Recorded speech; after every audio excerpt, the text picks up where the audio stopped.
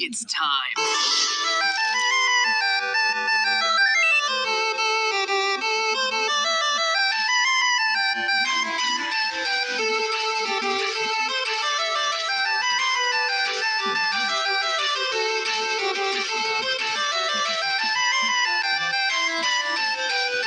Hello, Internet.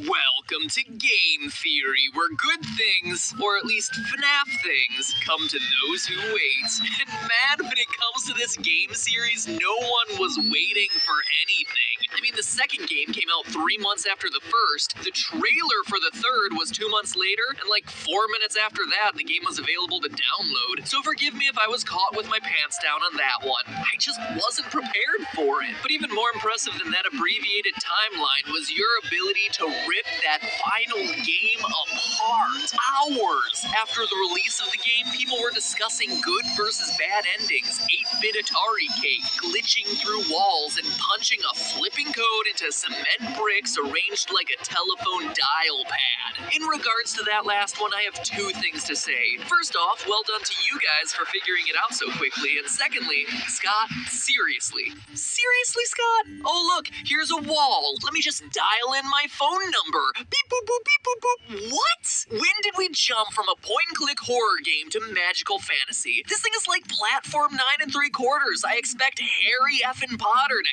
apparate into Pirate's Cove or something. Jeez, here I was thinking that you'd plug your numbers into, the one other place that you see numbers in this game, the bonus jump scare menu, or something, anything. But nope, dialing it into a wall makes so much more sense. Okay, sorry, just needed to get that one off my chest. Moving on. Now, with 15 days at Freddy's under our belts and a few overtime hours clocked in for good measure, we have ourselves a completed video game trilogy, with the third game giving us more jump scares, more phone guy, and more fan. But this game also contains the final clues we need to get some closure on this game's deviously vague story. Scotty C certainly didn't make things any easier for us, but at this point I think we finally have enough puzzle pieces scattered across the 3 games to assemble a fairly accurate picture of this franchise's lore. Since you guys had a, let's just say, above average interest in this theory, I wanted to create something that answered as many questions as possible about this franchise. But beyond just the details, the question we all want an answer to is, what exactly happened in the story throughout this series? It's a pretty fundamental question to not have an answer to, and yet, despite thousands of videos, forum entries, and Tumblr posts. Whoa, hey, put that away. You behave yourself. This game is already scary enough without you sticking your hook somewhere it doesn't belong, okay? Despite all those things, we still don't have a clear picture on the details. Yes, there's a child killer on the loose, the infamous purple guy, who's been using Fazbear pizzerias as his hunting ground of choice for years, but going into the third game, we still weren't sure about who this guy was or even how many victims he'd officially taken. Then there are the animatronics. Sure, we generally understand that the killer's dead bodies have been stuffed into some of the suits, and that with the help of the puppet, the kids were able to find new life in those robotic bodies. But then, what about Shadow Bonnie and Shadow Freddy, who randomly appeared in FNAF 2 only to become prominent figures throughout Part 3? How do they fit in? What about the ghostly Golden Freddy, someone we've been talking about since the first game, and yet we still don't really know anything about him? Well, now that we finally have all the facts, I think it's time we revisit my timeline I presented in the last episode to see what I got right, what I got wrong.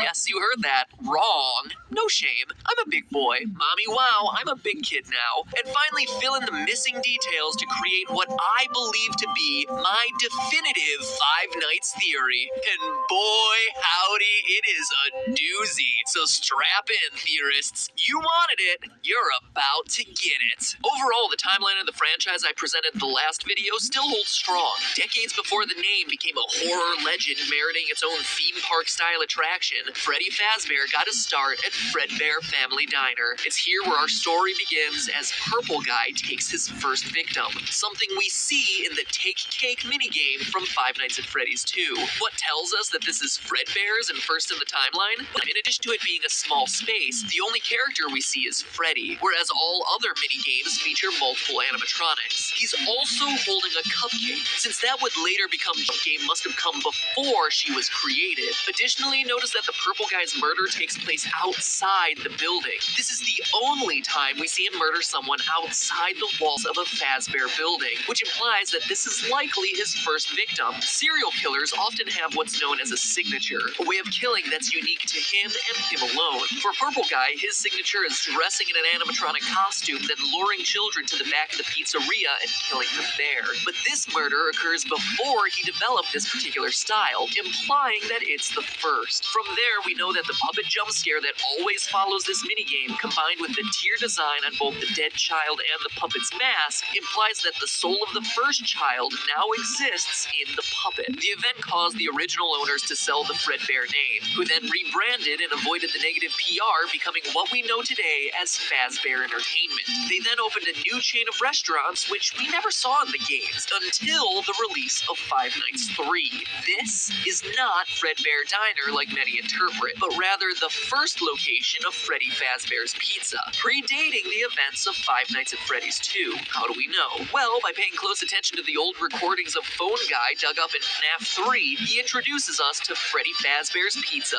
not Diner, before explaining the functionality of the special spring-lock suits. Welcome to your new career as a performer/entertainer for Freddy Fazbear's Pizza. Right now, we have two specially designed suits that double as both animatronic and suit. He also lets us know that the animatronics are still allowed to walk around freely during the day, meaning that this is happening before the bite of 87, in which an animatronic bites someone during business hours, removing their frontal lobe and resulting in the animatronics being restricted to moving around only at night. For ease of operation, the animatronics are set to turn and walk towards sound cues. As Phone Guy informs us, and as we see in the Stage 01 minigame, there are two specialty suits, a Golden Bonnie suit and the origins of the infamous Golden Freddy. But the lifespan of these spring-lock suits is actually short-lived as we learn about their one fatal flaw. After learning of an unfortunate incident at the sister location involving multiple and simultaneous spring lock failures, the company has deemed the suits temporarily unfit for employees. The classic suits are being retired to an appropriate location. Now, let's pause here. Two employees are killed by the failure of a Bonnie suit and a Freddy suit. Where else in the game do we see Bonnie and Freddy sharing a unique feature that no one else in the game possesses? Shadow Freddy and Shadow Bonnie. Could this be the origin of the paranormal Shadow suits? Yes, actually. Shadow Freddy and Shadow Bonnie are tied to the ghosts of the employees who died in the spring suits. Get this, the employees' bodies were taken out of the suits, which is why their appearance is more paranormal and why they can't possess them as well as the children can. Plus, having this as their origin would explain the in-game behavior of both suits. In FNAF 3, we see that Purple Guy hides in a secret safe room that has been built into every pizzeria, a room that's hidden to customers and invisible to the animatronics programming. During the minigames that occur between nights, we see Shadow Freddy lead the other animatronics to this secret room, only to cause them to glitch out and then get torn apart by Purple Guy. This supernatural origin story is how Shadow Freddy is able to enter the safe room when other animatronics can't, how he's able to lead you to that room in the first place when other animatronics wouldn't be able to see it based on their programming, and even why he leads you there, knowing that Purple Guy attacking you will eventually free your soul. That's also why there's no Purple Freddy suit when you do finally enter that room. It's not an alternate Purple Guy costume like many believe, it's an apparition. Suck on that, Harry Potter, I knew someone would apparate eventually. It also explains why Shadow Bonnie's minigame in FNAF 3 always starts on Stage 01, the spring suits, and why it's the one animatronic we control that has the ghostly ability to glitch, fly, and teleport. As we concluded last episode, this is also the point in the timeline of the first missing children's incident, the one we learn about via newspaper clippings in Five Nights 1. So, based on the newspaper clipping evidence we have, we know that the mauve murderer dressed in one of the suits lured children to a back room and killed them. He's starting to develop his signature signature. But one nagging detail FNAF theorists have been wondering is, what suit does he use for his disguise? The answer? Golden Bonnie. Why? Well, remember the phone guy saying the faulty suits were being retired to an appropriate location. There's a high likelihood they're being stored in one of the safe rooms in the restaurants. Plus, we hear in FNAF 2 that the purple guy has a habit of using a yellow suit. We had a spare in the bag, a yellow one. Someone used it. But why not Golden Freddy? Phone guy tells us so at the beginning of Night 5 in FNAF 3. Management has also been made aware that the Spring Bonnie animatronic has been noticeably moved. My, what an oddly specific detail to include, Scott Cawthon. And remember, these tapes that play in FNAF 3 date all the way back to the first pizzeria location, which is why this detail is so important. It reflects Purple Guy starting to develop his signature killing pattern. From there, we know the rest of the story. Purple Guy kills the kids, stuffs the bodies into the suits to hide them, but as we read the paper, is caught on camera and arrested. Meanwhile, the puppet gives life to the children, and the angry spirits possess the robots. Or is that really how it goes? Let's go back to the Give Gifts, Give Life minigame. The children are lying there dead, and the puppet first tries to give them presents. Weird, right? Weird until you consider that his place is at the prize corner. Giving presents is the only thing he knows that can make children happy. It's a reflex. Remember, this is still a child spirit in this puppet, but when that doesn't work, the puppet goes around one more time and does the only other thing he can think of. Put the bodies into the suits. You heard that right. In trying to save the children, he's the one hiding them in the animatronic suits, not the killer like we've been assuming. But then what about the fifth child, as there's only 4 here? Well, as we pointed out last time, the fifth child is there too, appearing at the very end of the minigame and taking the role of Golden Freddy. But remember, Golden Freddy is a decommissioned spring-lock suit at this point, deemed too unsafe to be functional. The reason he's slumped over and can't move like the rest is that his endoskeleton has been taken out. He's in suit mode, not free roaming mode. He physically doesn't have the mechanisms in place to stand up and move. Possessed or no, a dead child's spirit just can't give a boneless suit the ability to stand. This also explains the lone naked endoskeleton that appears occasionally in both Five Nights 2 and Five Nights 1. An endoskeleton that once belonged to Golden Freddy. Whew, I know I made you wait for this one, so I knew I had to make it count.